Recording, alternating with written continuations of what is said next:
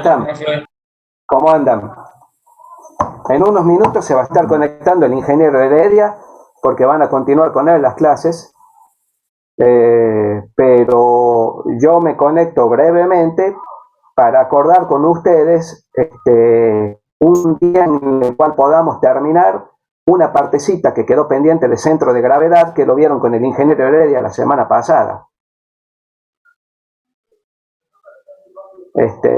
Así que no sé qué horario tienen libre ustedes. No nos va a llevar más de una hora, es muy poco lo que está quedando. Me gustaría que lo podamos hacer en algún horario que no tengan clases.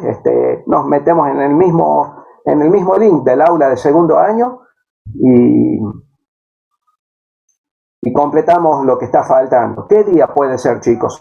Yo lunes y martes tengo disponible toda la tarde. ¿Hay algún horario, lunes o martes, en el que ustedes puedan? Y el lunes, Los lunes puede ser, profe, pero tendría que ver si hay algunos alumnos que todavía tienen materias de primer año.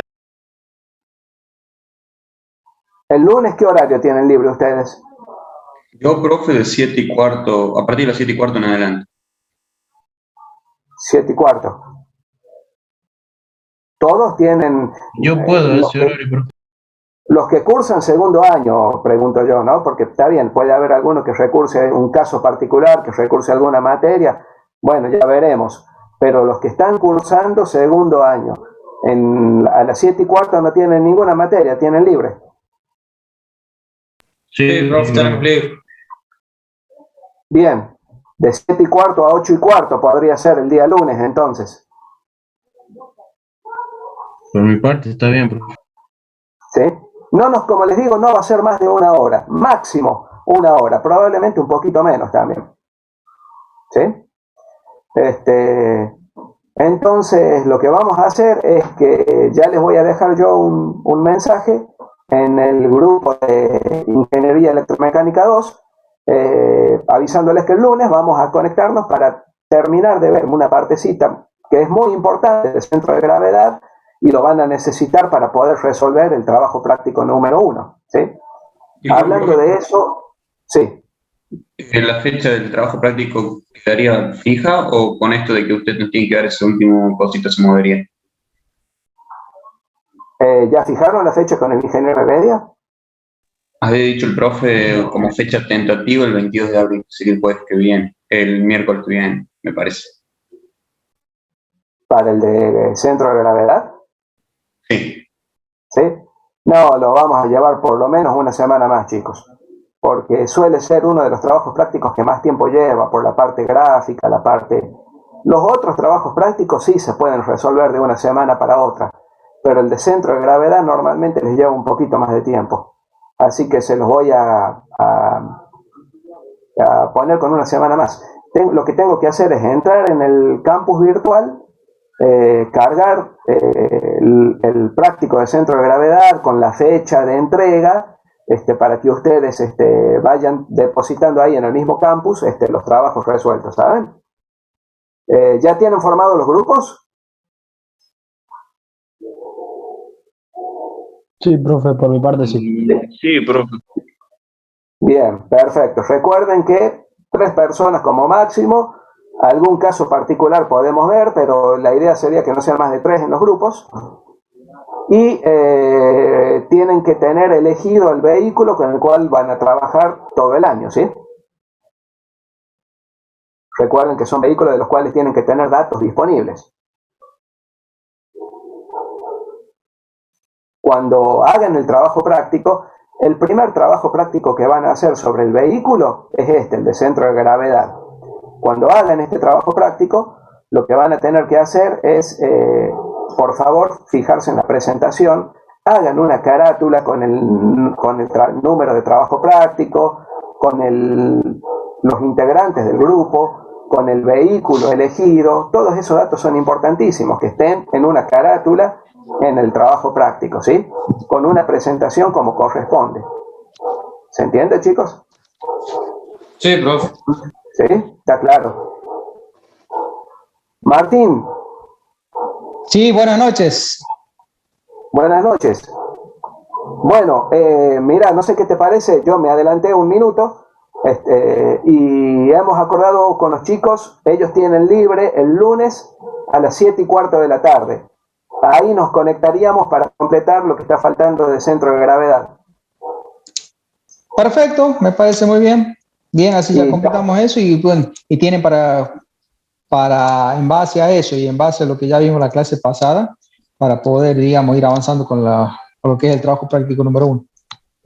Exacto, yo lo que voy a hacer es mañana a la mañana entrar al campus virtual y verificar cómo está el trabajo práctico, seguramente hay datos ahí, fecha de entrega para corregir, ya voy a verificar todo eso para que les quede limpia la información a los chicos y ya puedan comenzar a trabajar.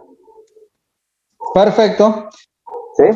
Perfecto, sí, me parece. Y ya les voy a dejar un mensaje en el grupo de Ingeniería Electromecánica 2 con la fecha para la clase esta extra que está faltando para terminar el centro de gravedad, lunes a las 19:15.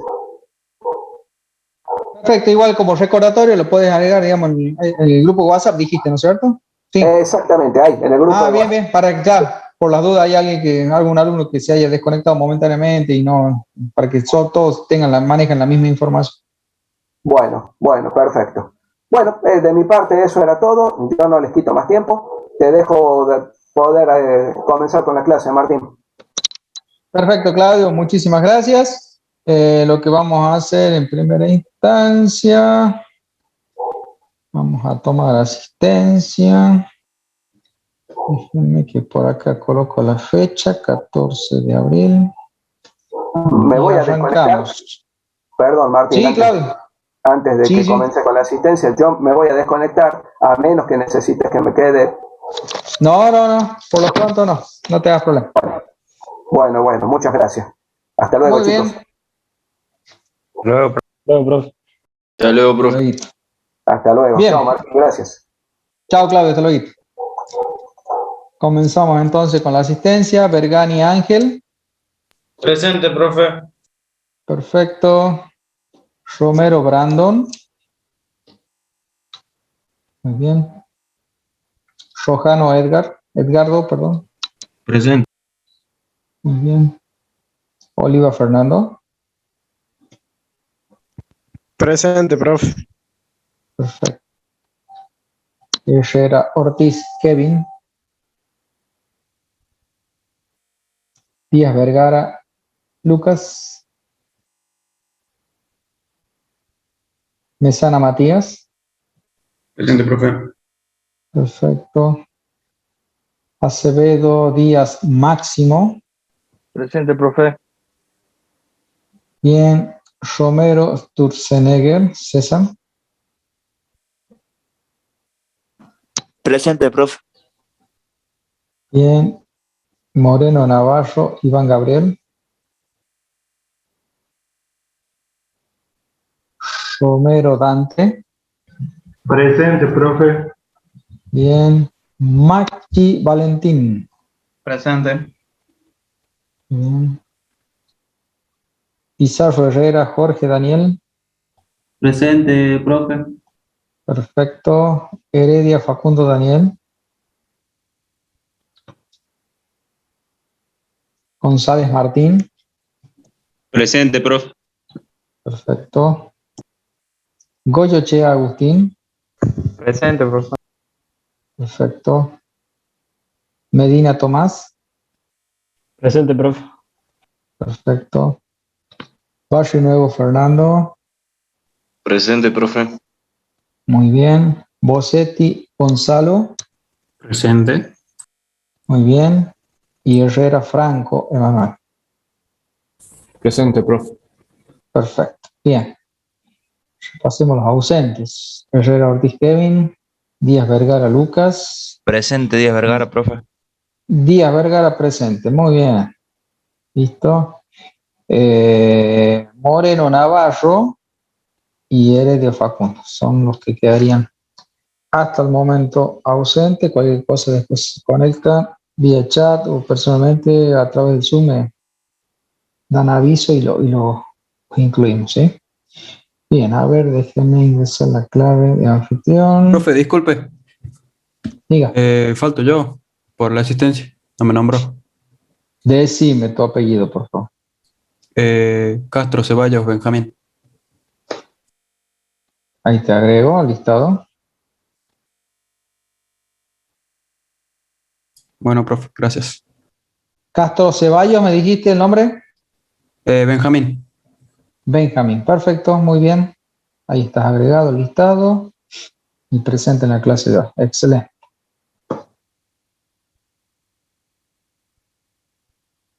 Listo. Como anfitrión, vamos entonces a compartir pantalla.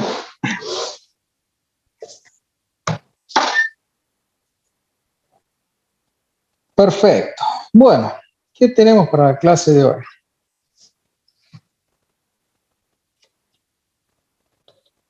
Miércoles 14 de abril 21.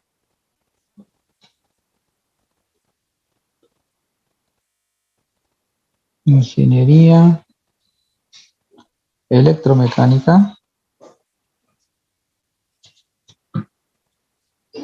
2.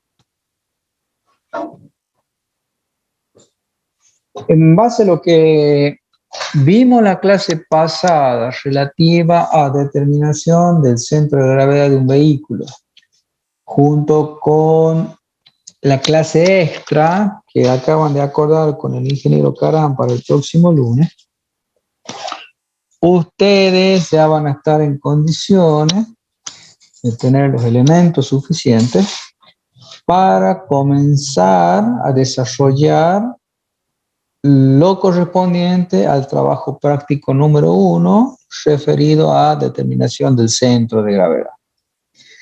Lo que corresponde que comencemos a ver a partir de la clase de hoy es relativo a lo que en la primera clase les había comentado, que hay un tema en particular que nos lleva una buena parte del programa y es justamente lo que vamos a comenzar a ver ahora y que tiene que ver con sistema motor, ¿sí?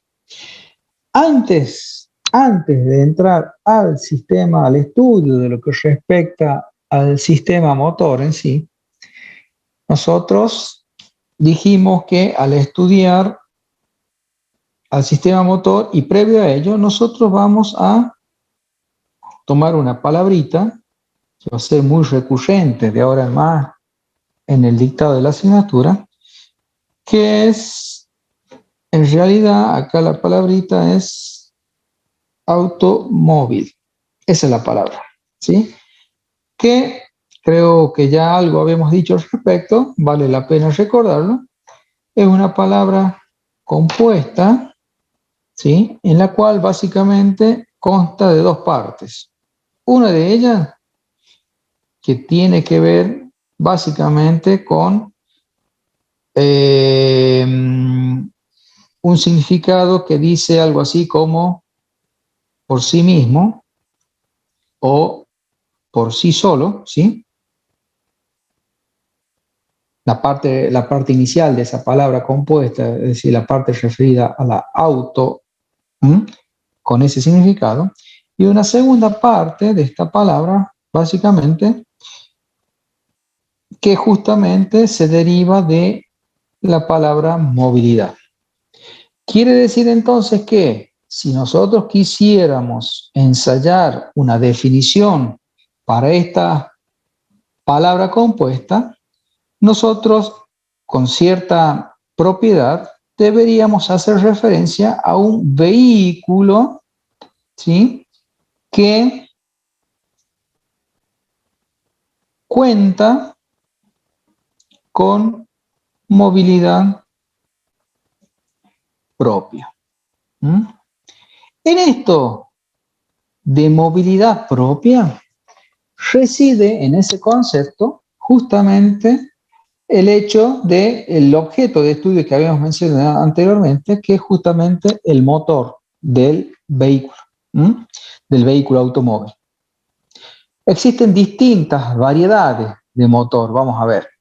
Pero nosotros, a los efectos de la asignatura y a los efectos de que, bueno, no tenemos un tiempo suficiente a lo largo del año para desarrollar lo que a nosotros nos interesaría, que es realizar un estudio pormenorizado de los distintos tipos de motores, sino que simplemente nosotros, perdón que ponga a grabar, que me olvidé, ¿sí? Pongo a grabar y ya, ahí está.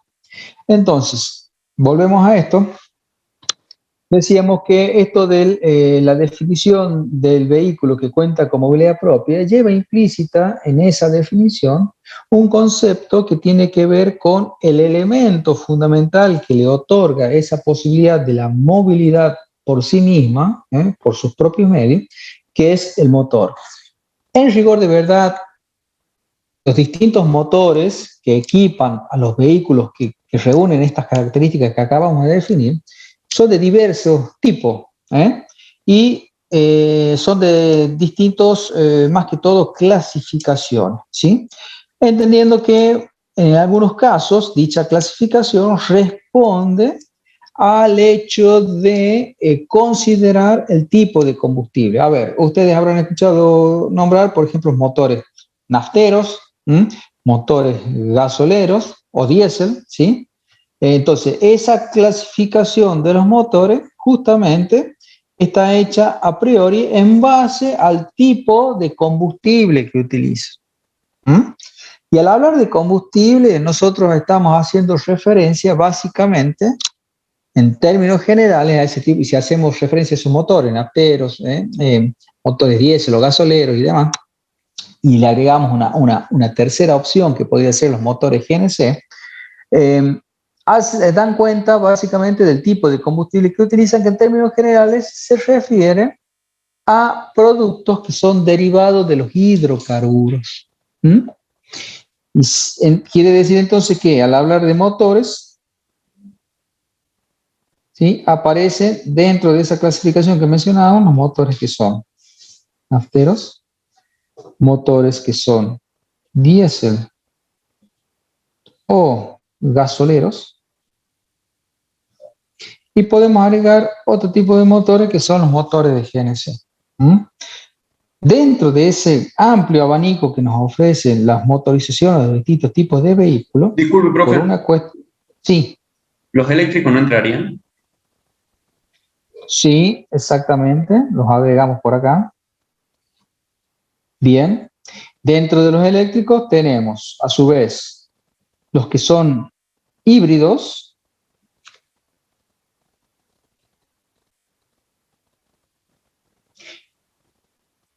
no enchufables serían, que la característica que tienen este tipo de motorizaciones es que agregan, o sea, tienen en cuenta un motor de combustión interna, ¿sí?, del tipo nafta, por un lado, ¿sí?, que trabaja conjuntamente con un motor eléctrico, ¿sí?, de manera tal que reduciendo el consumo del combustible nafta, ¿sí?, en base a que a la asistencia que le dan un motor eléctrico, que en determinadas circunstancias, cuando el sistema, digamos, está cargado a las baterías, se produce una transferencia de energía desde el motor hacia la transmisión, haciendo de que momentáneamente anule, ¿sí?, el motor de combustión interna, lógicamente haciendo de que haya un ahorro considerable de combustible frente a un vehículo tradicional, ¿no es cierto? Ese es el principio básico, eso ya después lo vamos a ver con tiempo, ¿sí? Y si no, dentro de los eléctricos están los 100% eléctricos, que en los cuales básicamente pura y exclusivamente su automoción se da gracias a la conversión de energía justamente eléctrica en energía mecánica, rotacional en un eje, el cual es directamente transportada al sistema de transmisión. De nuevo, dentro de esta amplia gama que acabamos de ver, nosotros, por una cuestión de tiempo, nos vamos a concentrar solamente en este tipo de motores, ¿sí? Los que están alimentados por combustible nafta, ¿sí? Y ahí vamos a hacer el estudio de lo que es el ciclo teórico, ciclo práctico, vamos a estudiar cada uno de los componentes, etcétera, etcétera, etcétera, ¿sí? Y dentro de los nafteros, siguiendo con esta clasificación, están los motores de 2 tiempos y los motores de 4 tiempos.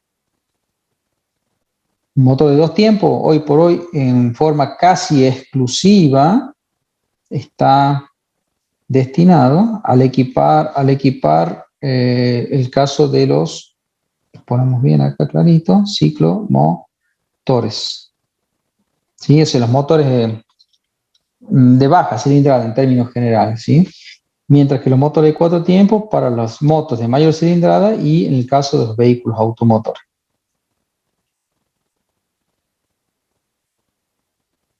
Bien, si nosotros quisiéramos ensayar algún tipo de definición un tanto más rigurosa desde el punto de vista legal, nosotros deberíamos, por ejemplo, hacer alusión a lo que por acá tengo, fíjense, está la Ley Nacional de Tránsito, la 24449, ¿sí? Es el reglamento que de alguna manera tiene por objeto el ordenamiento de todo lo que es la circulación vial en el territorio de la República Argentina. Si nosotros tenemos la oportunidad de ahondar en la lectura de la misma, ¿sí? Vamos a ver que, bueno, después de distintos artículos, capítulos y demás, vamos a ver que en un capítulo en particular, ¿sí?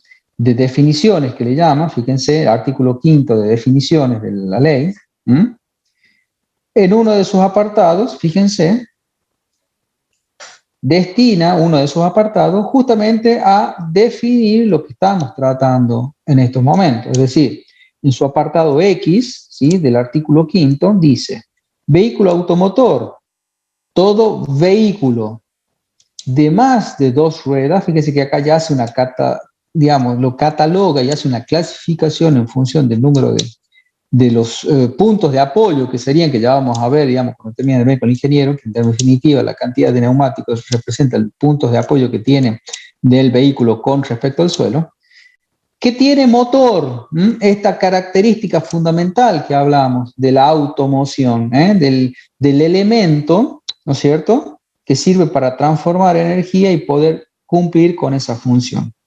Y además tiene tracción propia. Si nosotros copiamos este extracto, vamos a tratar de copiar. Vamos a ver si me deja. Compartir.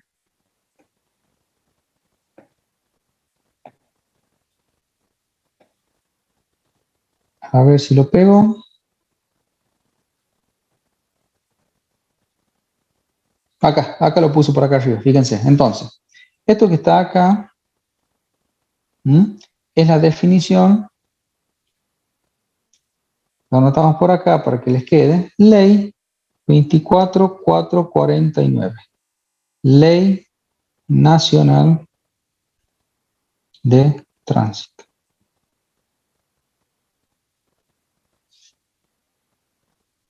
Entonces, de ese extracto, ¿sí? Entonces le ponemos acá artículo 5 de esa ley. Nos vamos a referir en términos generales a este término de acá, al motor. ¿Y qué podemos decir? A ver, nos vamos a olvidar, nos vamos a correr un poco del tema que estamos tratando, que es el automóvil. Y ya como ustedes, en el caso como estudiantes de ingeniería de segundo año y como futuros profesionales ingenieros electromecánicos, vamos a tratar de esbozar alguna definición general para el término motor. En términos generales, ¿qué podemos decir como motor? A ver, ¿alguien se anima a ensayar alguna definición? Olvídense del caso específico que estamos tratando, ¿no es cierto?, que es el caso del automóvil, Y pensemos, no sé, en el caso de un motor de un lavarropas, por ejemplo, ¿cómo puedo definir en términos generales qué es un motor? ¿Qué será un motor? Un conjunto de piezas tanto móviles como fijos, Ajá. que tiene una relación entre sí. Perfecto, me encantó, bien. Transforma Vamos anotando. energía. Eso, ahí va queriendo, muy bien. A ver, Tienen que, vamos a ir anotando. Me gustó. Piezas. profe, fijas. puede ser también que tiene que cumplir un determinado ciclo para transformar esa energía o no. No necesariamente, ¿sí? Ya vamos a ver por qué. ¿Sí? Entonces, ahí el compañero mencionó piezas fijas, piezas móviles. Mencionó también, ¿qué otra cosa? Transformación de energías. Eso, bien. Transformación de energías. Excelente.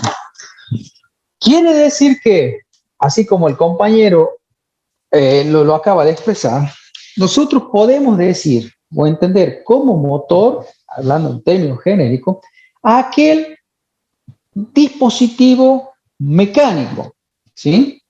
Conformado tanto por piezas fijas como por piezas móviles, ¿sí? Que tiene por objeto fundamental el de realizar transformación de energía.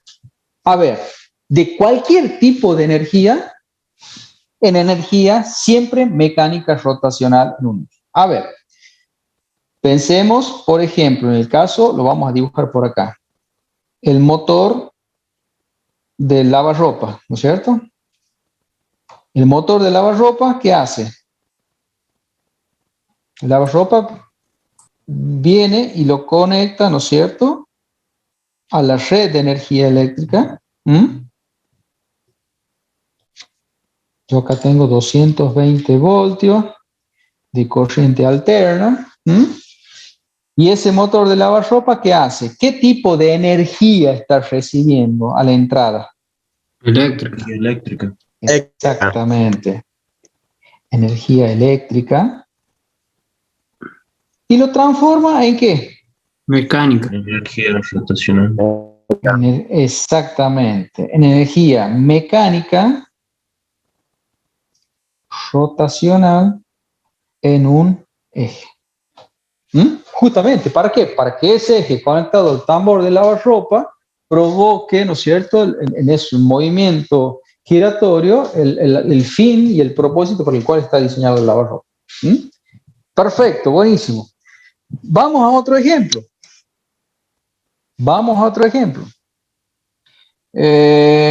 Pensando, no sé, en la licuadora. La licuadora, en esa que ustedes los fines de semana se preparan los tragos, me imagino.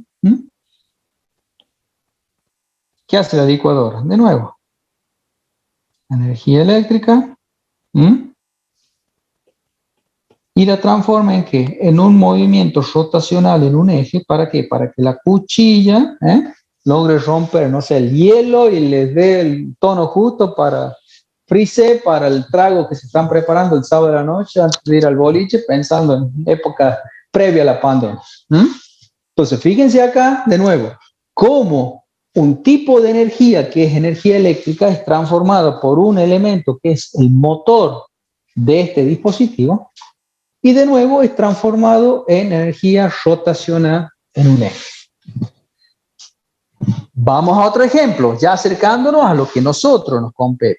Supongamos que este es el motor del automóvil. O pensemos en esta gama, no consideremos los eléctricos por ahora, ¿sí? No consideremos los eléctricos. Consideremos los motores, un motor naftero, ¿sí? ¿Qué hace un motor de automóvil? El motor de automóvil la función que tiene es, primero, al ser motor, transforma un tipo de energía, que es la entrada, en otro tipo de energía, que obtengo a la salida de ese motor. ¿Mm? ¿Cuál es la entrada? ¿Energía química? ¿Qué hago yo? Exactamente. ¿Qué hago yo cada vez que voy a la estación de servicio? Además de renegar porque cada vez está más cara la nafta. ¿Eh? ¿Qué hago? Cargo combustible. Ese combustible, ¿sí? Ese combustible contiene, ¿qué cosa? Cierta energía química en su interior. Es decir, al ser un derivado del hidrocarburo, lleva implícito en su seno un tipo de energía contenida en forma de energía química del combustible. Ingresa al motor, ese motor realiza la transformación de esa energía química contenida en el combustible, que acabamos de decir, y produce o provoca a la salida del mismo, ¿qué obtendré a la salida? Energía mecánica rotacional. Mecánica rotacional en un eje. Fíjese que la característica común, en definitiva, de todo motor es que siempre a la salida, siempre a la salida voy a tener el mismo tipo de energía. Independientemente de lo que yo tenga a la entrada, que puede ser energía eléctrica, como en este caso, o puede ser energía química, como en este caso, normalmente en un motor las energías que ingresan al mismo pueden ser de distinta variedad. Pero siempre, y hablando en términos generales, vamos a definir motor a aquel que a la salida siempre voy a obtener energía mecánica rotacional en un eje. ¿Sí? ¿Se va entendiendo hasta ahí? Bien, profe. Bien, perfecto. Continuemos entonces. Hemos definido entonces lo que es automóvil, hemos dado el marco referencial legal, que es la Ley Nacional de Tránsito, la 24449. Hemos hecho hemos intentado hacer alguna pequeña clasificación respecto del tipo de los motores, según sean nafteros, diésel, o sea, según el tipo de combustible. No es el único tipo de clasificación, ¿sí? Hay varios que vamos a ir viendo en el transcurso del dictado de esta unidad temática, ¿sí? Pero la más simple, la más común es justamente esta, en función del tipo de combustible que utilice, ¿sí? Y hemos dado en términos generales una definición, ¿no es cierto? Hemos intentado hacer una definición de elemento de lo que es motor, de lo que representa el motor en términos generales, ¿sí? Ahora bien, volvemos al caso, ¿no es cierto?, de los motores propiamente dicho, o sea, de los vehículos automóviles, ¿sí? Y tenemos que decir que en términos generales, y antes de entrar al estudio puro y específico del motor, nosotros tenemos que decir lo siguiente. En todo vehículo automóvil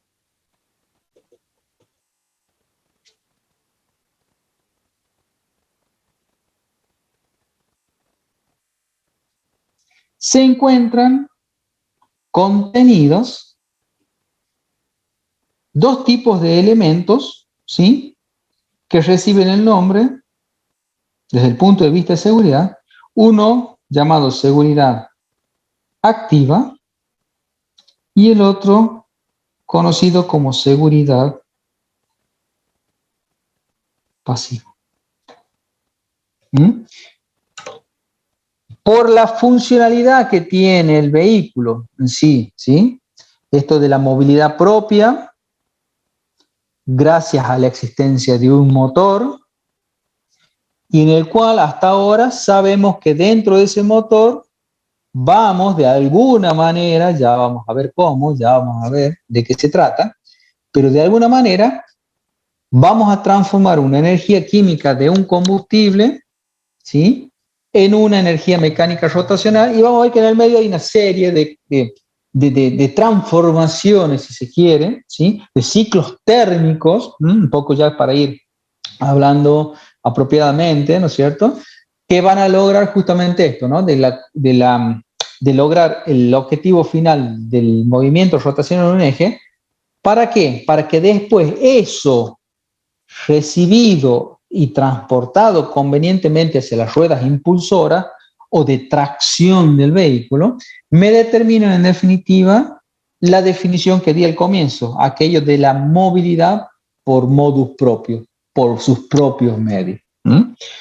Dentro de eso dijimos entonces que aparecen dos elementos acá en escena fundamentales, que son uno de seguridad activa y otro de seguridad pasiva. ¿Qué será esto? A ver.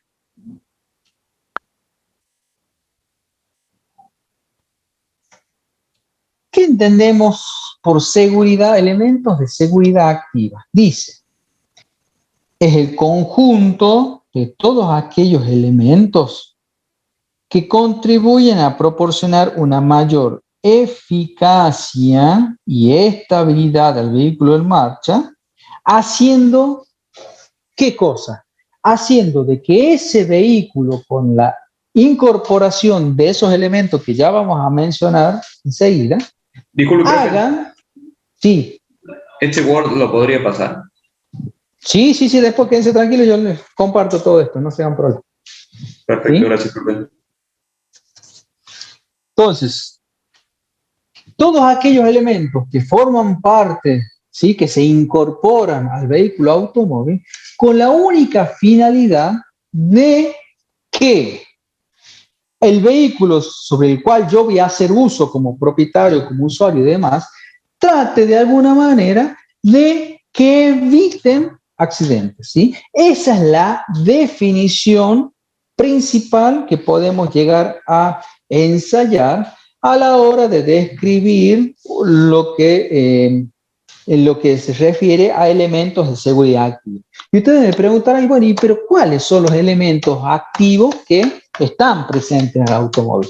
Quizás en algunos casos, a medida que los vayamos mencionando, a ustedes quizás a algunos les resulte familiar, a otros no, pero quédense tranquilos, los mencionamos rápidamente ahora, ¿sí?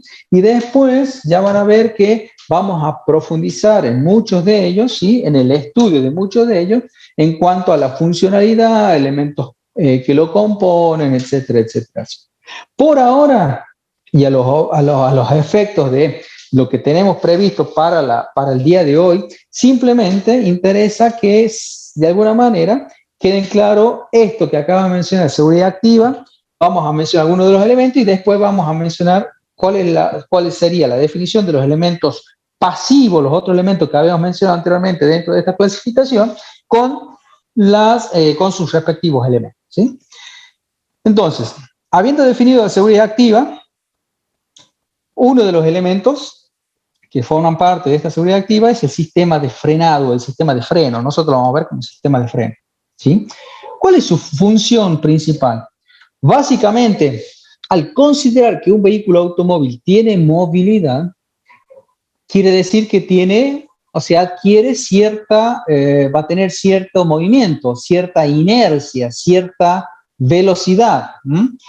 Esa velocidad y ese movimiento, considerando el vehículo ya en circulación, en la carretera, en la ruta, en donde ustedes quieran, en determinadas circunstancias de conducción, se hará necesario muchas veces disminuir esa velocidad, sea porque me encuentro de repente mientras voy conduciendo con un obstáculo, ¿sí?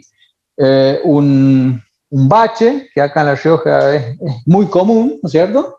Me encuentro con, no un bache, un cráter en la ruta, entonces si vengo a determinada velocidad, necesito al menos disminuir si es que no logro esquivarlo, disminuir la velocidad. Y si no, muchas veces necesito también que esa velocidad de circulación se transforme de pronto y de repente a situación de vehículo detenido. Es decir, que de venir de una velocidad B pueda, ante determinadas circunstancias, ¿sí? No sé, por ejemplo, llego a la esquina y el semáforo está en rojo. Necesito detener por completo la marcha. Hacer que el vehículo pase de determinada velocidad a velocidad igual a 0. Esa función que mencionamos, tanto de disminuir la velocidad como la de detener el vehículo por completo, se la atribuye básicamente a este sistema de frenado. Ya vamos a estudiar en qué consiste, como habíamos dicho, cuáles son los elementos constitutivos y demás, y cómo es que logro esa función dentro de mi automóvil, ¿sí? Agregando además, dentro del contexto de innovación, que gracias a la implementación de la electrónica y la incorporación de la electrónica a muchos de los sistemas mecánicos que conforman el automóvil, ¿sí? Hemos logrado justamente mejorar la performance y prácticamente la eficacia de muchos de ellos. En el caso del sistema de frenos, podemos mencionar justamente un caso típico, ¿sí? Un caso típico en donde la electrónica ha incursionado específicamente y ha llegado, ha logrado de alguna manera que aparezca en escena lo que seguramente ustedes han escuchado hablar, que es el sistema ABS de freno. El sistema ABS de freno no es otra cosa más que un sistema antibloqueo, que hace que la condición de frenado, cuando estudiamos oportunamente, vamos a ver que hay ciertas propiedades que tiene que cumplir un sistema de freno por esto de la seguridad. O sea, de nada me sirve que un vehículo frene, ¿sí? en la menor distancia posible. En ese aspecto hay un concepto de eficacia asociado al sistema de freno. Cuando hablo de buenos frenos, cuando me logra detener el vehículo en la menor distancia posible. En eso tiene que ver el concepto de eficacia. Pero de nada me sirve tener una buena eficacia de frenos si el vehículo, cuando yo freno bruscamente, está mal regulada la presión de frenado y hace de que frenen unas ruedas más que otras, haciendo que las ruedas que más frenen, ¿sí? Traten de desviarlo al vehículo, de tirarlo al vehículo hacia el lado de las ruedas que más frenen. Imagínense que esa situación haría de que si yo vengo en ruta lanzado a determinada velocidad y tengo que aplicar los frenos de golpe, esa situación hace de que el vehículo bruscamente gire hacia la izquierda o hacia la derecha, y esa situación obviamente puede devenir en algún tipo de accidente con consecuencias personales. Entonces, fíjense cómo, de nuevo, en esa situación, el sistema ABS va a tratar de evitar que en esa situación de frenada brusca, podríamos decir, ¿sí? Se bloqueen las ruedas y provoque este tipo de accidente. ¿Cómo actúan? Ya lo vamos a ver en forma detallada porque hay un capítulo especial, una unidad temática especial al estudio de esto del sistema de freno. ¿Sí? Bien, ¿cómo venimos hasta acá? ¿Se escucha bien? ¿Se ve bien? Sí, profe. Perfecto, bien. Otro de los sistemas que forman parte de esto que estamos viendo, que es el sistema de seguridad activa, tiene que ver con el sistema de dirección. Sistema de dirección, ¿qué función tiene dentro del automóvil?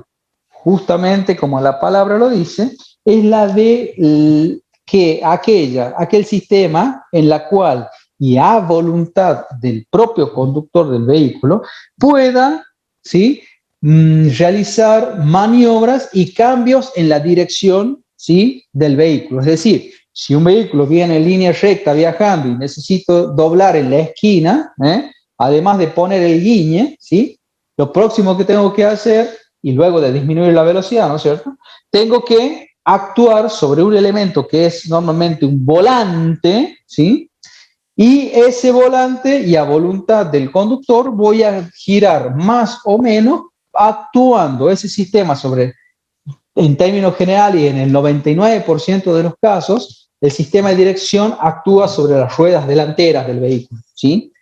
Entonces, esa acción de giro que se traslada a través de un sistema convenientemente dispuesto, un sistema mecánico, hidráulico y electrónico hoy por hoy, haciendo de que esa voluntad del conductor sobre el volante se traslade convenientemente a las ruedas delanteras, como decíamos, y esa acción sea la que provoque, de alguna manera, el cambio en la dirección de trayectoria de mi vehículo, ¿sí? Ese es otro de los sistemas en los cuales vamos a dedicar una unidad temática completa justamente para el estudio de este elemento de seguridad que es el sistema de dirección. Otro elemento mencionado dentro de la seguridad activa es justamente el sistema de suspensión. La función que tiene en este caso es tratar de aislar desde el punto de vista del confort de marcha, aislar al conductor y los eventuales ocupantes que pueda tener ese vehículo en la circulación, aislarlo de todas aquellas irregularidades que puede llegar a presentar el terreno sobre el cual se está desplazando el vehículo. Si hablamos de las benditas calles de La Rioja, que están llenas de pozos y demás, entonces todos esos pozos, para evitar de que al circular se trasladen en forma directa a los ocupantes del vehículo, justamente se intercala entre el terreno o las ruedas de apoyo en definitiva y los ocupantes del vehículo, se intercala un sistema conformado por un elemento, ya lo vamos a estudiar en profundidad, pero es un elemento flexible y un elemento amortiguador que hacen que absorban, ¿sí? Cumplen la función de absorber esas irregularidades y hacer de que impidan, ¿cierto?, que las mismas pasen y sean percibidas por el conductor. Justamente en beneficio de ¿qué? En beneficio de la comodidad de marcha, ¿sí? Haciendo que la conducción sea confortable, ¿sí? Otro de los elementos que también contribuyen en esto de la seguridad justamente tiene que ver con los neumáticos y su adherencia al suelo, ¿cierto? Es decir, el hecho de que los neumáticos, cuando estudiemos el sistema de transmisión, lo vamos a ver por allá por septiembre, octubre, vamos a ver que justamente no solamente vamos a estudiar lo que es la nomenclatura, la designación, cómo ustedes van a tener que ir y al momento de recambiar el vehículo, los neumáticos de su vehículo van a tener que ir a pedirlo apropiadamente, ¿no es cierto? Siguiendo una nomenclatura y una designación ya especificada para el caso de los neumáticos. Y vamos a ver también que en esos, dentro de lo que es la seguridad, vienen una indicación dentro de los neumáticos, un indicador de desgaste, ¿sí? Que justamente tiene que ver con esto. Un indicador visual para tratar que de alguna manera el neumático al llegar a ese indicador es un indicador claro de que ha llegado a su límite de vida útil, y ante el cual para evitar cualquier tipo de accidente debería pensar ya en la sustitución de los mismos, ¿sí? Bueno, siguiendo con los elementos, la iluminación, los sistemas de control de estabilidad. En este sistema de control de estabilidad es otra clara muestra de lo que la electrónica ha hecho y ha contribuido con esto de los sistemas mecánicos en la aplicación del automóvil. Habrán escuchado sistemas, hay algunos casos, como el caso de Mercedes, como el caso de Citroën y demás, que tienen desarrollados, o el caso de Ford, tiene desarrollados elementos, ¿no es cierto?, específicos, ¿sí?, de control de tracción, ¿sí?, los cuales de alguna manera justamente hacen de que la electrónica actúe en el rolido, es decir, cuando el vehículo se está desplazando a cierta velocidad en una curva, haciendo de que aumente en forma automática o vaya graduando la velocidad, ¿no es cierto?, y la estabilidad del vehículo para justamente esto, evitar lo que habíamos mencionado al comienzo, ¿no es cierto?, el tema de los accidentes, ¿tá? Hay otros elementos que no están indicados acá, pero que sí conforman parte de esto de la seguridad activa que habíamos mencionado, pero en términos generales, ¿sí?, se los menciono simplemente a esta lista un poco limitada, pero el solo efecto de que tengan una noción acerca de los distintos elementos que vamos a tomar conocimiento, que vamos a ir recorriendo a lo largo del año, ¿sí?, estudiando todos y cada uno de ellos, ¿sí? Habíamos mencionado entonces elementos de seguridad activa. Nos queda mencionar los otros elementos que habíamos dicho de la seguridad pasiva. ¿Y qué son los elementos de seguridad pasiva? Fíjense, acá está la definición, ¿sí? Dice son los elementos que reducen al mínimo los daños que se puedan producir cuando el accidente es inevitable. A ver, volvamos a la definición anterior. Seguridad activa, ¿qué eran? Eran todos aquellos elementos que estaban puestos en el motor al solo objeto de ¿qué? Ahí lo dice clarito, evitar un accidente. Esa es la razón de ser. Están colocados justamente con ese fin, con ese único fin, que es la de evitar un accidente. En cambio, los elementos pasivos, de ahí viene el nombre, pasivos o secundarios, en algunas bibliografías capaz que lo encuentren con el nombre de elementos de seguridad secundarios, justamente son aquellos que están presentes en el vehículo automotor, pero que ya cuando la circunstancia de accidente es inevitable, ¿sí? Cuando no hay otra y ya, no sé, hice una brusca maniobra y el vehículo se puso de costado y ya está inminente una situación, no sé, de vuelco, por ejemplo.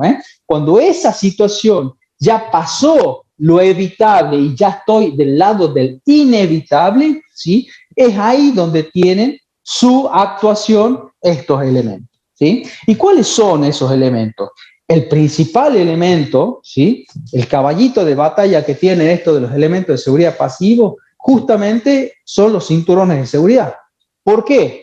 Volviendo al caso que mencionaba recién, si yo voy circulando en la ruta, ¿no es cierto? Voy viajando a Córdoba, se me cruza un animal, lo alcanzo a ver y provoco una acción de frenado brusca justamente para evitar la colisión, y justo en esa tengo la mala suerte de que las ruedas, ¿no es cierto?, la presión de frenado no está correctamente calibrada y hace de que el vehículo frene más unas ruedas que otra, haciendo de que el vehículo salga disparado, ante esa situación de frenado brusco, salga disparado hacia un costado. Al salir hacia el costado me voy hacia la banquina y ahí, bueno, el terreno ya deja de ser regular y, bueno, y corro gran riesgo de que el vehículo comience a efectuar, ¿no es cierto?, giros, conocidos como situación de vuelco, ¿no es cierto?, del vehículo. Es fundamental y no hay que ser muy, digamos, no hay que estar en segundo año de ingeniería para darse cuenta, ¿no es cierto?, que el uso de los cinturones de seguridad, ¿no es cierto?, en toda situación, pero en este caso particular que estamos planteando, justamente puede llegar a ser determinante, ¿sí?, para hablar de que un accidente pueda llegar a tener características de desastre, ¿sí?, o de consecuencias personales, ¿sí?, transformarse en aquello que decía que por definición te hablan de incidente a un accidente con consecuencias personales, ¿sí? Entonces, ese límite fino que hay entre una cuestión y otra, el hecho de que yo viaje con cinturón o sin cinturón puede llegar a ser determinante, ¿sí? ¿Por qué? Porque justamente este elemento de seguridad pasiva, ¿sí?, me va a proteger a mí en una situación, por ejemplo, la que acabo de mencionar. En una situación de vuelco es en donde en esa situación actúan, ¿no es cierto?, por la fuerte desaceleración que va a experimentar el vehículo y mi cuerpo en particular, ¿sí?, y esa situación la detectan estos elementos y provocan de alguna manera de que me sujeten y me sostengan de alguna manera el cuerpo del conductor y de los ocupantes eventuales que pueda llegar a tener el vehículo, haciendo de que queden de alguna manera en el interior del vehículo y no sean expulsados o no sean, ¿no es cierto?, en la situación de vuelta, sean, digamos, liberados o salgan los cuerpos por inercia y provoquen, digamos, daños peores que el caso de actuar los mismos, ¿sí? Entonces, fíjense cómo en este caso los elementos, como decíamos, los elementos insignia, los elementos bandera dentro de esto que estamos viendo de seguridad pasiva, justamente tiene que ver con esto de los cinturones de seguridad. Incluso, bueno, hay campañas, ¿no es cierto?, tanto a nivel provincial, nacional, de concientización en cuanto al uso de estos elementos. Justamente, ¿por qué? Porque como dice el eslogan, salvan vidas, ¿sí? Bien. Otro de los elementos que ciertamente son un poquito más recientes que los cinturones de seguridad. Yo recuerdo en el año 90 a ver, déjenme hacer un poco de memoria, pero en el año 97, 98 aproximadamente, yo tuve la oportunidad de estar desarrollando actividad profesional en una fábrica de acá del Parque Industrial, en donde realizaba, Valeo era, Valeo con B corta. Y la fábrica en su momento lo que hacíamos era, hacíamos todo lo que eran embragues, ¿sí? Construíamos embragues para los vehículos tanto de fábrica, los que salían como 0 kilómetros de fábrica, es decir, nosotros proveíamos lo que es Fiat, lo que es Peugeot, lo que es Volkswagen, lo que es Renault, y después también teníamos una línea de productos dirigido a lo que es el recambio, que se llama, que es para los vehículos, digamos, usados, ¿sí? En aquella época recuerdo que aparecían en escena los primeros vehículos con airbag, y como la empresa nuestra, una multinacional francesa, nos llegaban noticias obviamente de todo lo que tenía que ver con el mundo automotor y todas las cuestiones. Y recuerdo que en aquel momento nos llamaba la atención, que hoy por ahí no es tan común, ¿no? Pero en aquel momento los primeros desarrollos de airbag, si por ahí lo buscan en internet, lo van a encontrar, ¿no es cierto? Pero la primera tanda de airbag tuvieron inconveniente de que tenían una falla en la cual, viajando en Estados Unidos, los primeros vehículos con airbag viajaban en autopistas y a determinada velocidad y de la nada, sin ninguna, digamos, sin ningún accidente en puerta, digamos, de la nada, se abrían los airbags y provocaban unos accidentes tremendos, porque se imaginan que viajando a 80, 90 kilómetros por hora, 100 kilómetros por hora en una autopista y que de pronto y de la nada explote el airbag, la verdad que es una situación no deseada para nadie, ¿no? Y bueno, ¿y eso qué provocó? Bueno, una innumerable cantidad de accidentes y demás, y bueno, y en aquella época, de nuevo, cuando habían empezado a salir estos primeros elementos, digamos, como novedad, justamente, bueno, tenían ese inconveniente, y bueno, y nosotros ahí desde la fábrica nos enterábamos al instante de eso, ¿no? Así que fíjense que de alguna manera estos elementos en realidad están diseñados, ¿sí?, como elementos de seguridad, pero para actuar en una situación en la cual ya el vehículo dejó de perder el control, es decir, el conductor ya no tiene más el control sobre el vehículo ya está en una situación inminente de accidente, ¿sí? ¿Y qué hace? Que ante una colisión, ¿sí?, cuando el vehículo va y choca de frente con algo, justamente para, digamos, atenuar ese cambio brusco de desaceleración que va a experimentar el vehículo en el momento de choque, y que en definitiva lo vive en carne propia, ¿no es cierto?, el conductor y eventualmente los ocupantes, protegerlos ante esa situación ya de que el accidente ya está en puerta, protegerlos justamente de esa desaceleración brusca a partir del inflado, ¿no es cierto?, de una bolsa de aire, ¿sí?, justamente, y que en cuestión de milisegundos se infla, digamos, y protege a modo de bolsa, justamente, de bolsa de aire, evitando de que el vehículo, o sea, que el cuerpo choque, ¿cierto?, contra un obstáculo, contra el volante, contra el torpedo, por ejemplo, ¿sí?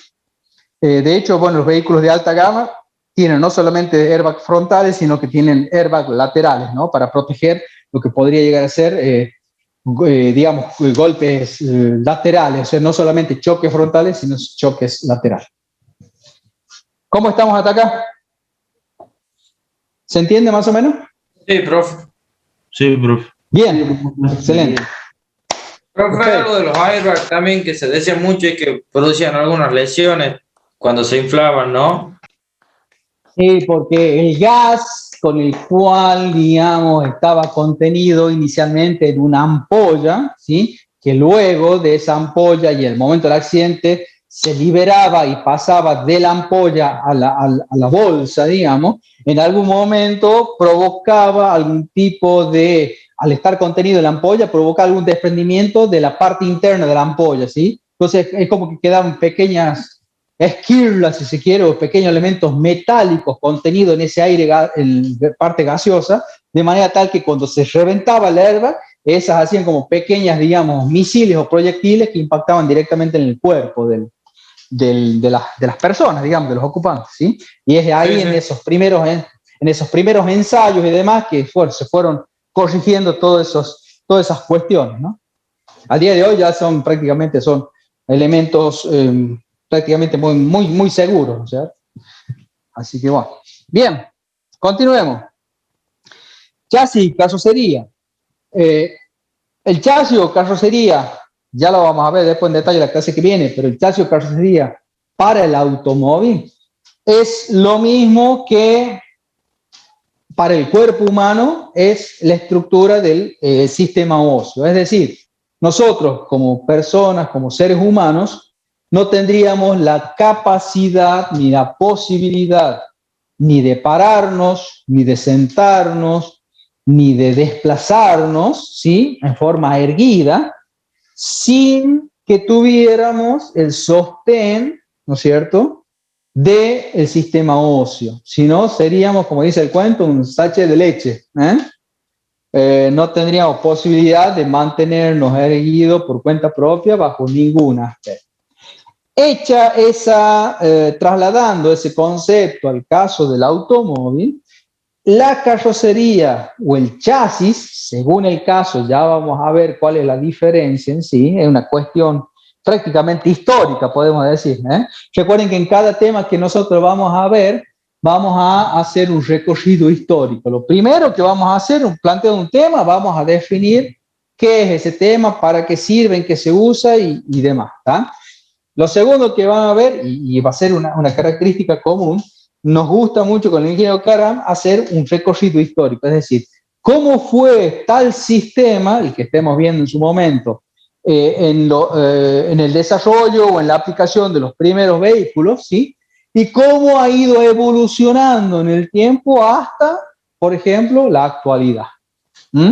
A ver, por ejemplo, mencionarles, cuando estudiemos motores, vamos a ver, por ejemplo, cómo fueron los primeros motores que acompañaron a los primeros vehículos, es decir, Ford A, Ford T, qué características tenían, fundamentalmente, cómo ha sido la evolución, pasando por ejemplo, los desarrollos de los vehículos, ¿no es cierto?, de la Segunda Guerra Mundial, donde al estar Estados Unidos victorioso en esa Segunda Guerra Mundial, quería mostrarse en forma opulenta, como los ganadores del mundo, así se querían presentar en todos los aspectos. Y el hecho del sector automovilístico no ha sido una excepción. Por eso van a ver que los vehículos posguerra, del 50, 60 en adelante, justamente van a ver vehículos de gran porte. A ver, vehículos como acá en Argentina aparecieron como ¿cómo se llama? Como el Torino,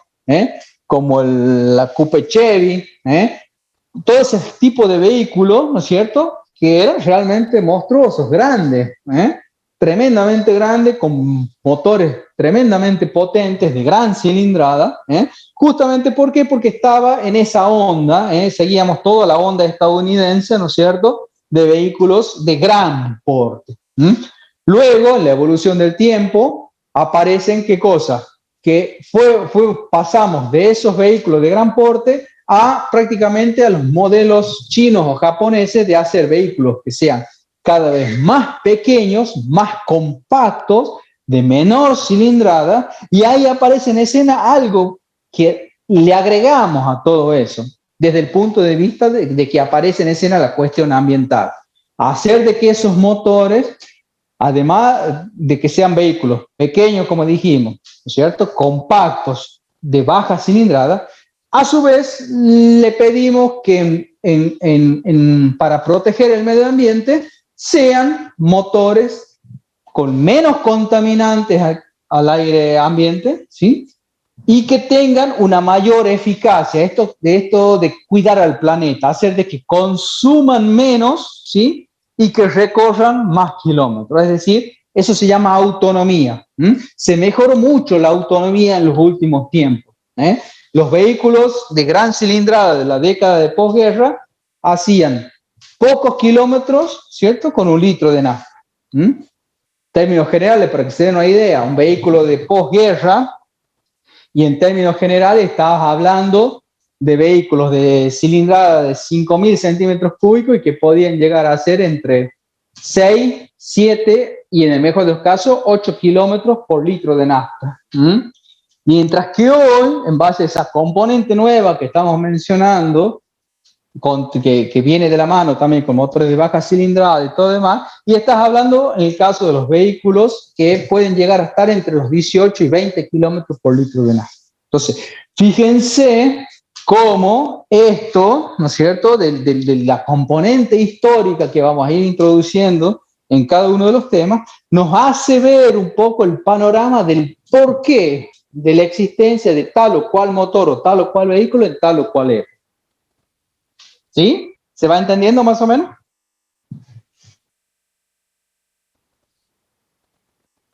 Sí, Bien. profe. Sí, profe. Continuamos con los otros elementos que menciona acá el apunte, que tiene que ver con los cristales, es decir, los vidrios en sí, ¿sí? Pasamos de vidrios que eran antiguamente templados, ¿sí? Para evitar de que se rompan en accidente y terminen de alguna manera de impactar y de provocar serios daños a los ocupantes, de alguna manera a tipos de cristales, ¿sí? Que hoy por hoy son los vidrios templados, que son los que se utilizan en su gran mayoría. ¿Y qué provoca el vidrio templado? Que en una situación de accidente, ¿sí? Prácticamente queden, digamos, adheridos, ¿no es cierto?, a una lámina y no se desgranen ni salten en pedazos que puedan llegar a provocar grandes accidentes y graves accidentes, ¿sí? Y bueno, y por último, el apunte acá menciona también los apoyacabezas, que por ahí uno no los tiene en cuenta como elementos de seguridad, pero que cumplen su buena función y para lo cual es importante atender consideraciones de reglaje. Por eso, si ustedes se fijan, normalmente los apoyacabezas tienen regulación, que muchas veces por ahí pasamos por alto, no le damos importancia y bueno, y como elemento justamente para el cual está diseñado, tiene su importancia desde el punto de vista de la regulación, ¿sí? Bien. ¿Cómo venimos hasta acá? Bien, ¿no es cierto? ¿Se va entendiendo? Sí, profe. Perfecto. Bueno, déjenme acá ver una cosita, a ver si...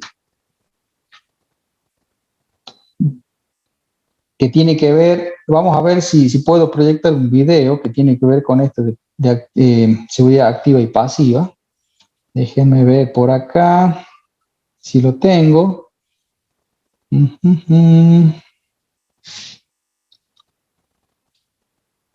Sistema de suspensión. Chasis básico. Exactamente. Bueno. A lo largo del dictado vamos a tratar de proyectar varios videos, digamos, ¿sí? Vamos a ir tratando de completar, ¿no es cierto?, un poco la información que vayamos viendo en forma teórica, con cuestiones que tienen que ver incluso con cuestiones de seguridad y demás. Y bueno, y van a ver que en muchos casos también le agregamos la componente de competición, creo que les había mencionado al comienzo en la primera clase, ¿eh? Sí, profe. Perfecto, así que bueno, de eso van a ver que por ahí vamos a ser un poco insistente tenemos mucho material para mostrar, pero muchísimo material, así que bueno, esperemos contar con el tiempo suficiente para irlo mostrando cada vez que podamos. En esta oportunidad, y al haber visto los elementos de seguridad activa y pasiva, me interesa mostrarles un video en la cual vamos a ver lo siguiente.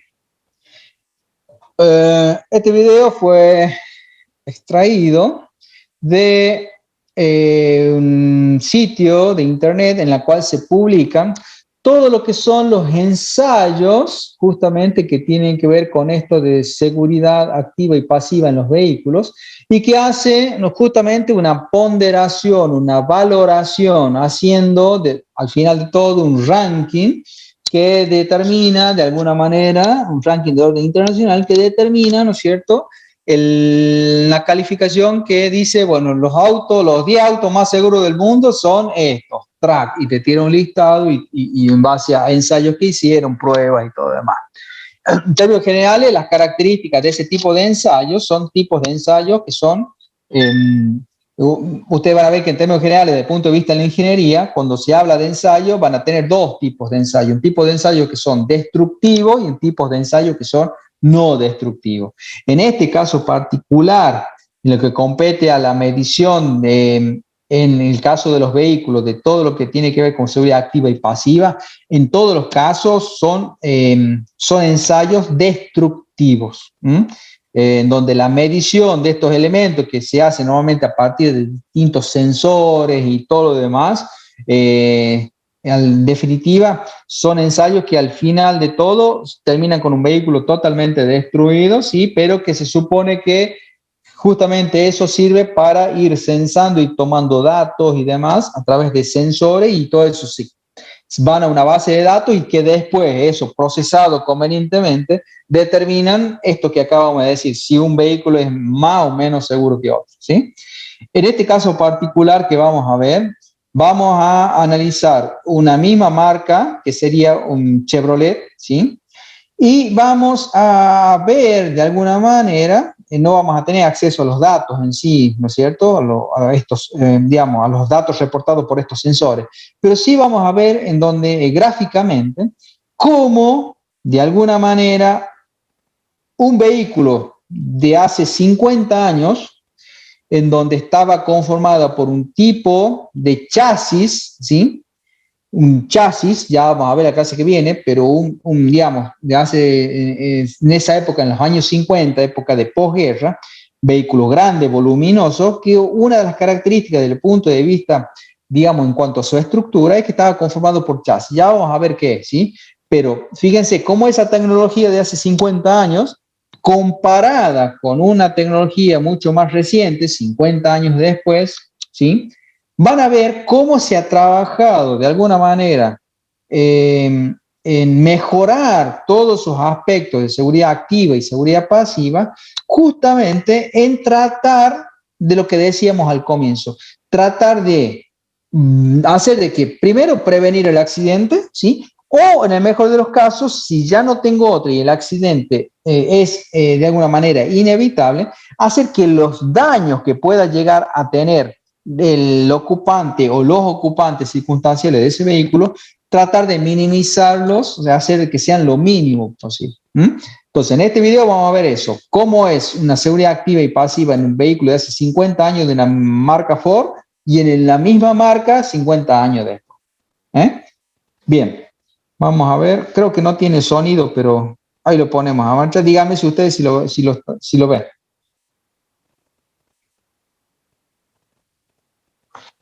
¿Se ve? Sí, profe. Se ve bien, profe. Perfecto. Fíjense entonces, ahí me presentan lo que es los vehículos en sí. Dice, Instituto, ¿sí?, de Seguridad y de Aseguramiento de las Carreteras, ¿sí? O sea, este instituto tiene que ver con esto, con estudiar lo que son los elementos de seguridad, esto que habíamos mencionado anteriormente. ¿Y ahí qué hace? De alguna manera compara, ¿no es cierto?, esta seguridad, cómo está en un modelo 2009 de Chevrolet, un modelo Malibu, por ejemplo, versus un modelo 1959, también de Chevrolet, pero en el caso del modelo Bel Air, un modelo típico de Chevrolet de posguerra. Y volvemos de nuevo a la secuencia, vamos a ver cómo, ¿sí?, impactan casi de manera frontal ambos vehículos, y van a ver que en secuencias posteriores, ¿sí?, cómo es el grado de deformación, ¿sí?, en un caso y en otro, y cómo es el daño percibido por el conductor en un caso y en otro. Lo voy a dejar en velocidad normal para que lo vean y después vamos a tratar de hacer, digamos, y repetirlo, no hay problema, pero para que vean la diferencia. Ahí vamos. En esta imagen no se logra ver mucho, pero ya van a ver en imágenes en cámara lenta y desde el interior de cada uno de los vehículos, esto de lo que acabo de decir, cómo es que lo sufre un conductor y otro. Fíjense. Fíjense cómo en esa imagen se deforma hasta el techo del vehículo más antiguo. Fíjense Fíjense cómo se deforma el techo. ¿Lo ven? Vuela el parabrisas, ¿eh? Y es tremendo el impacto que recibe.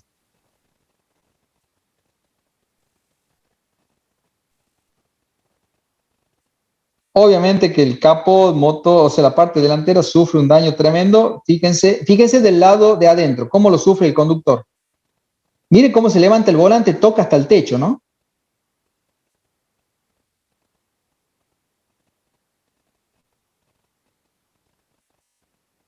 Ahora, concéntrense en el vehículo más nuevo. Fíjense la deformación que adquiere desde la parte interior.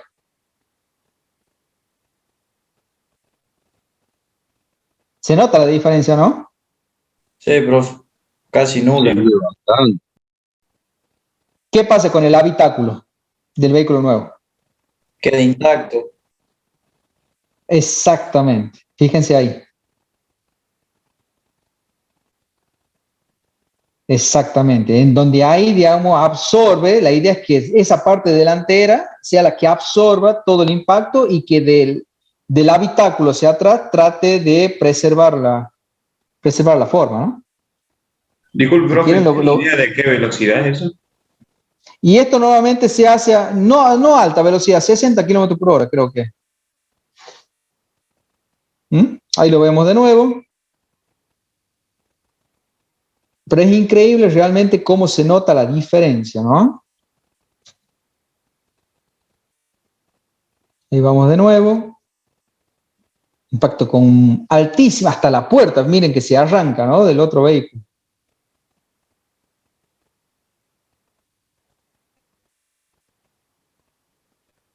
Es impresionante.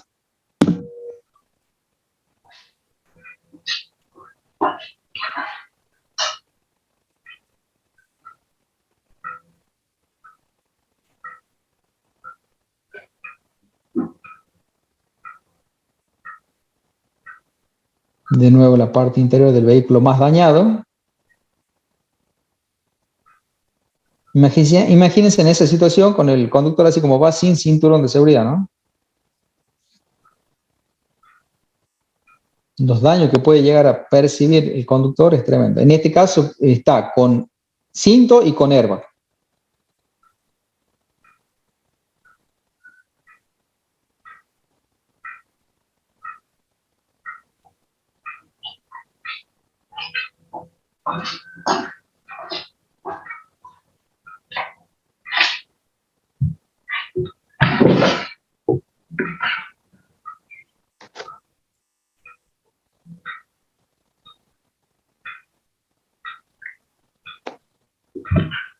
Bien. ¿Qué les pareció el video? ¿Les gustó? Interesante, ¿no? Sí, estuvo bueno, profe. Sí, profe. Interesante. Bien. Y ahora como para ya ir cerrando, así ya la clase que viene continuamos de lleno con motor, me gustaría mostrarles acá un video que tiene que ver con, primero, la evolución en este paso del tiempo, ¿no? La evolución de lo que respecta a Fórmula 1. Siempre lo que es la Fórmula 1 es una categoría, ¿no es cierto?, de vehículos monoplaza, en la cual se considera que se van realizando año a año mejoras en lo que respecta no solamente a la parte mecánica, sino también en lo que respecta a desarrollos electrónicos, sobre todo en la última parte, ¿no es cierto?, en los últimos años.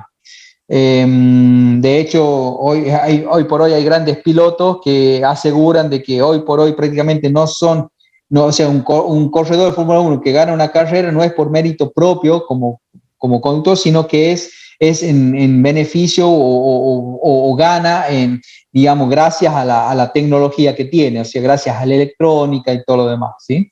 Entonces, en este otro video vamos a ver varias cosas. Primero, cómo el trabajo en equipo, ¿sí? Cómo el trabajo en equipo, esto que nosotros pretendemos desde la cátedra, que ustedes logren el desarrollo de cada uno de los trabajos prácticos en forma grupal, ¿sí? En forma colaborativa, haciendo que luego esa forma de actuar muchas veces en su futura vida profesional les va a tocar actuar de esa manera. Entonces, irlo familiarizando con eso y ver que de alguna manera, gracias a ese esfuerzo colaborativo y demás, se pueden conseguir grandes logros, ¿sí? Eso por un lado. Por otro lado, esto de la tecnología, ver cómo la tecnología puede llegar a dar pasos casi agigantados en 50 años, por ejemplo, ¿sí? Y los beneficios que eso trae. En caso concreto de la Fórmula 1, vamos a ver un video en el cual se analiza cómo era una parada para reaprovisionamiento de combustible y cambio de cubiertas en una determinada época, en los años 50, por ejemplo, y cómo es realizada esa misma tarea recientemente en la misma categoría y demás, ¿sí? Así que, a ver, vamos a ver si lo podemos proyectar.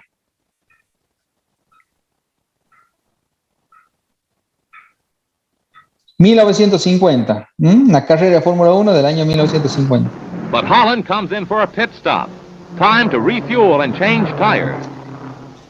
Carga de combustible y cambio de neumáticos. Only 4 crew members, including the driver, are allowed to work on the car. It's a tense time. Holland stays in his seat, anxious to get away. Let's watch.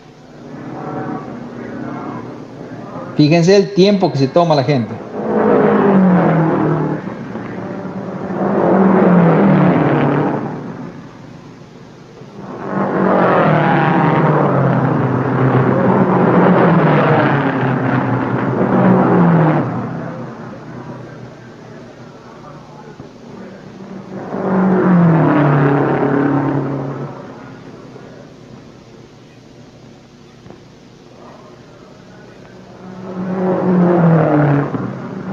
Prácticamente una sola persona la que realiza el cambio de neumático, ¿no? The tires are changed at last. A crewman polishes the windshield as Holland moves away just 67 seconds after he stops. 67. 67 segundos. Fíjense ahora.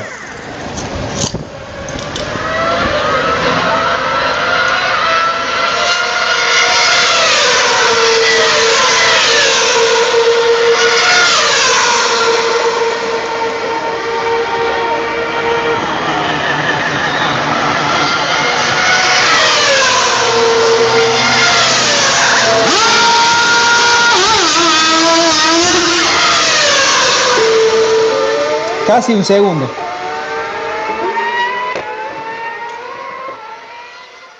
Interesante, ¿no?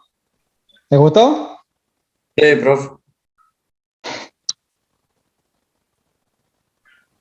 Está muy próximo al segundo, incluso, ni siquiera cerca de los 2 segundos, muy próximo a los 2 segundos.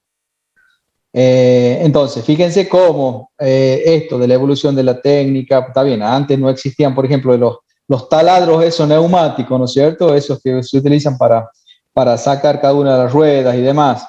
El trabajo en equipo y todo demás ha ido justamente en beneficio de mejorar, pero tremendamente el tema de las paradas en boxe, ¿no? Que se utiliza mucho en los recambios de combustible y de cubiertas, ¿no? Así que bueno, la idea es que videos como esos vamos a ver bastantes a lo largo del año, como para ir analizando los distintos puntos de vista, lo que vayamos viendo en cada uno de los temas y todo lo demás, ¿sí? Bueno, ¿cómo anduvo la clase de hoy? Interesante, profe. Interesante.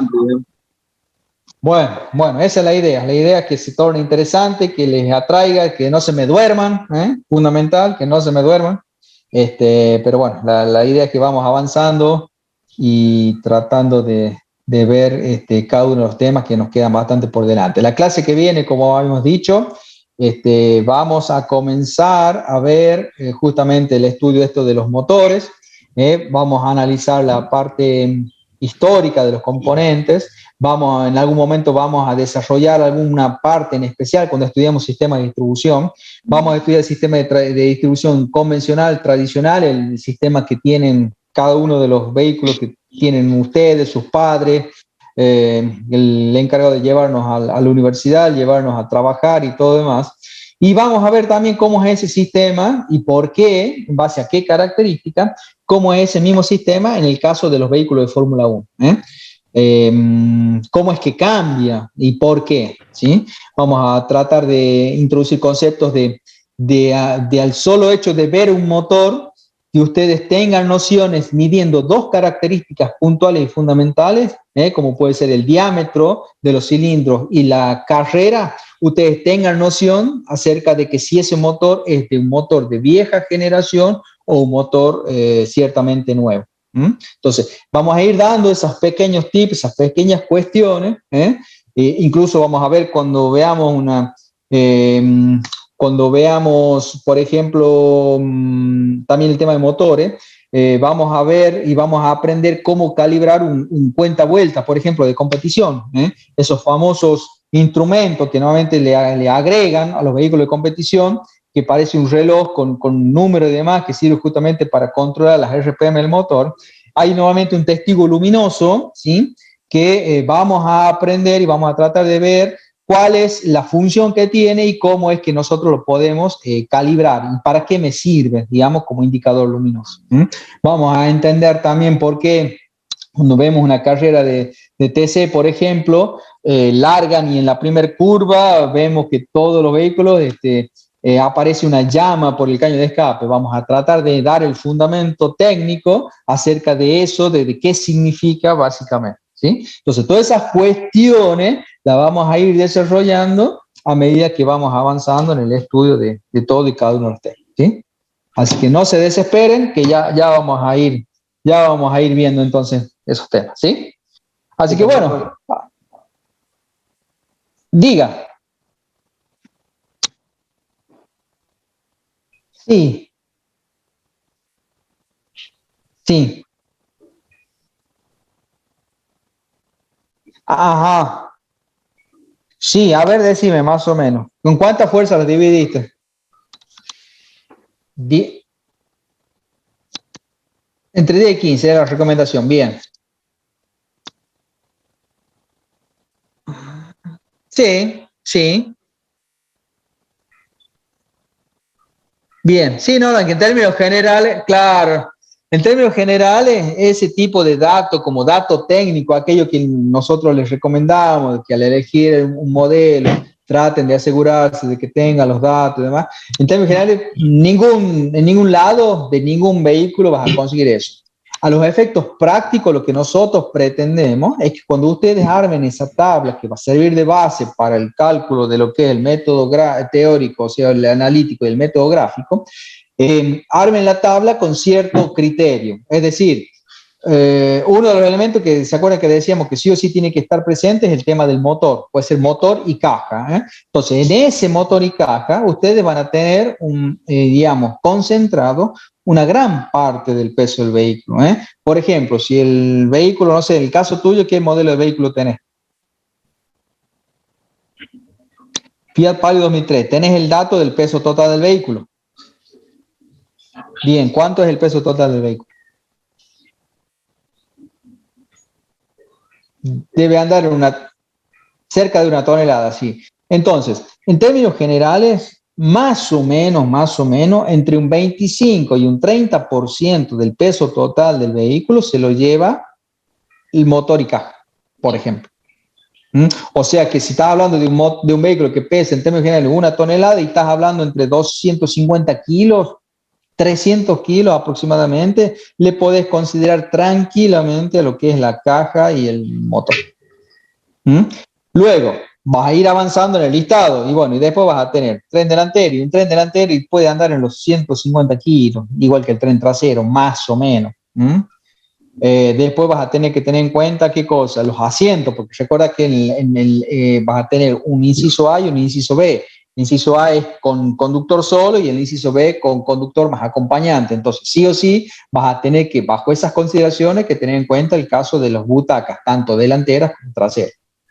Y en términos generales, Claro, por ejemplo, y en términos generales, y más o menos ponele 80 kilos, que son las butacas, cada una de las butacas, más o menos, que sería el caso del peso de un cuerpo promedio, digamos, más o menos. Entonces, eso va a ser 80 kilos con el caso de sin ocupante, y 80 más el peso del ocupante, ¿no es cierto?, lo que vas a considerar en el punto B.